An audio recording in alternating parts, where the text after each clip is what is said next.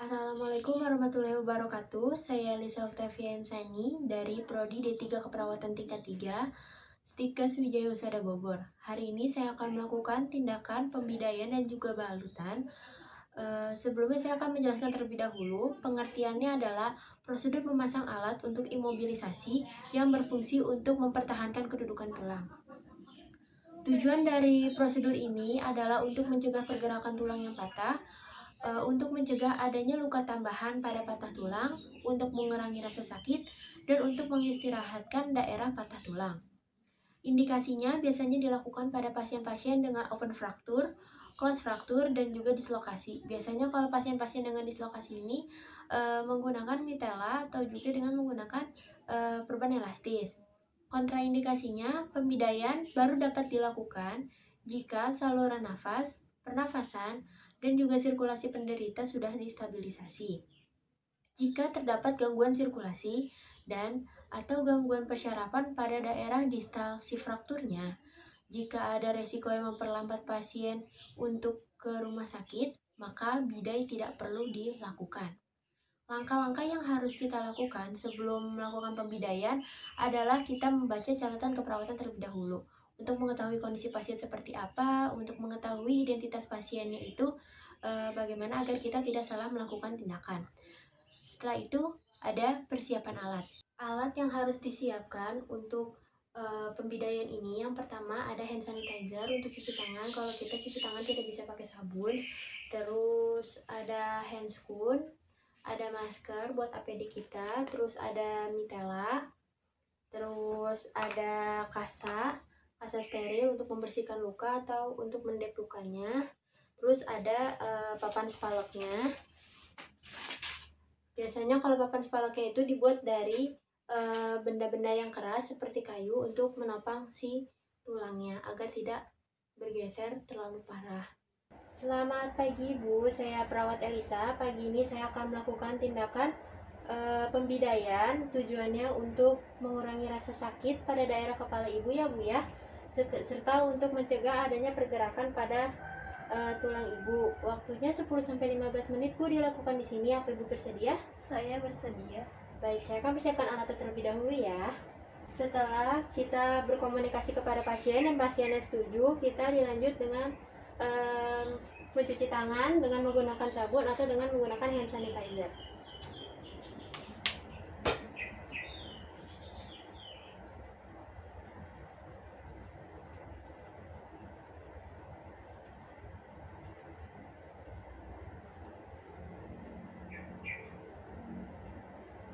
Nah, setelah kita mencuci tangan, kita dekatkan alat dan menggunakan handscoon.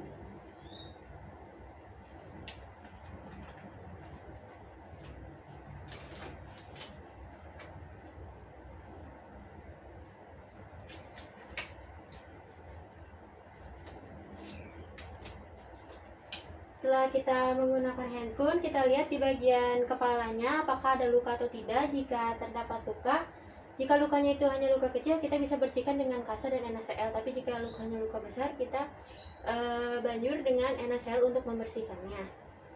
Karena di sini tidak ada luka, jadi tidak saya bersihkan.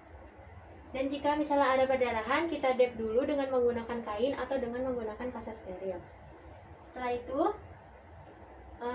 kita lakukan pembalutan dengan menggunakan mitela. Bagian tengah dari mitela ini berada di bagian yang luka seperti ini. Maaf ya Bu. Lalu di bagian belakangnya diputar satu kali, lalu diikat ke depan. Di ikatan yang ada di sini ini berada pada posisi di mana si luka atau depnya itu berada. Lalu disimpul dengan simpul 8. Setelah itu dirapatkan.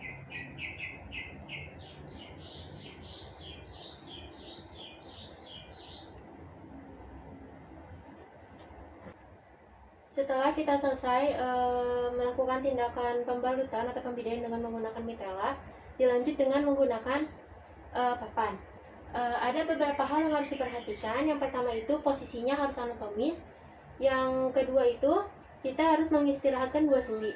Dan yang ketiga itu dengan sangat minimal saat kita memasukkan si mitral ke sela-sela itu untuk mengikat, pergerakan itu harus diminimalkan agar tidak terjadi pergeseran tulang yang lebih lanjut. Nah, sebelum kita melakukan tindakan, saya akan melakukan beberapa asesmen terlebih dahulu pada bagian ekstremitas. Yang pertama ada look. Look, kita lihat apakah ada deformitas atau bentuk tulang yang tidak normal. Adakah bengkak, adakah kemerahan, dan munculnya luka atau abrasi. Yang kedua ada feel. Feel itu kita merasakan apakah ada bunyi krepitasi atau tidak, dan kita raba apakah daerah fraktur teraba hangat atau tidak. Yang ketiga itu ada move. Kita menganjurkan pasien untuk menggerakkan jarinya untuk mengetahui apakah sakit atau tidaknya. Ibu coba digerakkan jarinya.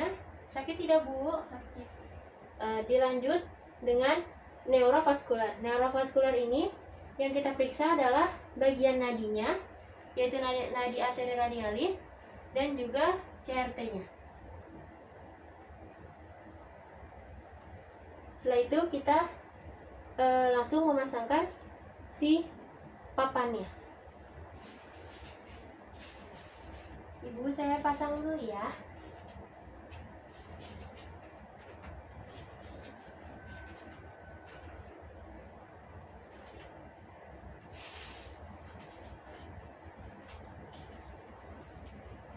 Mau Ibu angkat pelan-pelan, jangan terlalu ini.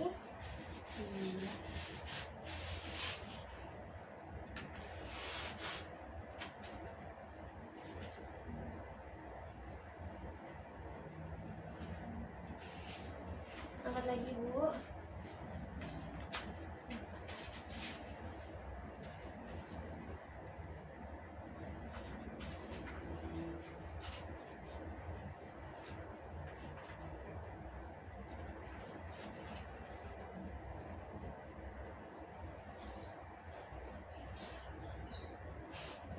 Angkat lagi, Bu.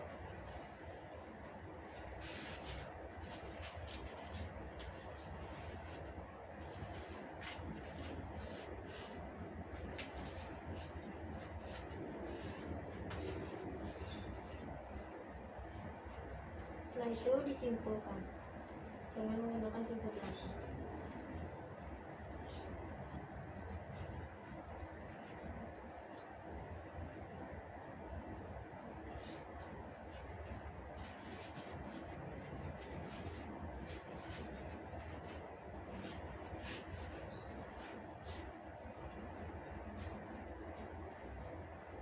Simpulnya ini jangan terlalu kencang, nanti akan mengganggu sirkulasi dari si pembuluh darah.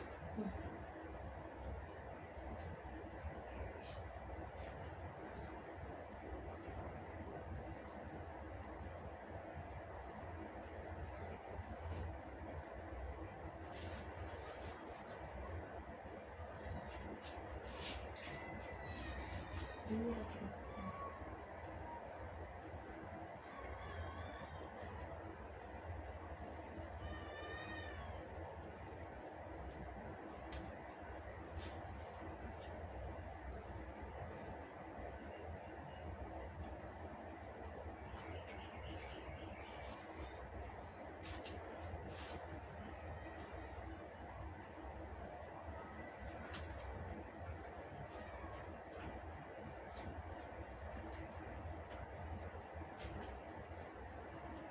kekencangan tidak, Bu?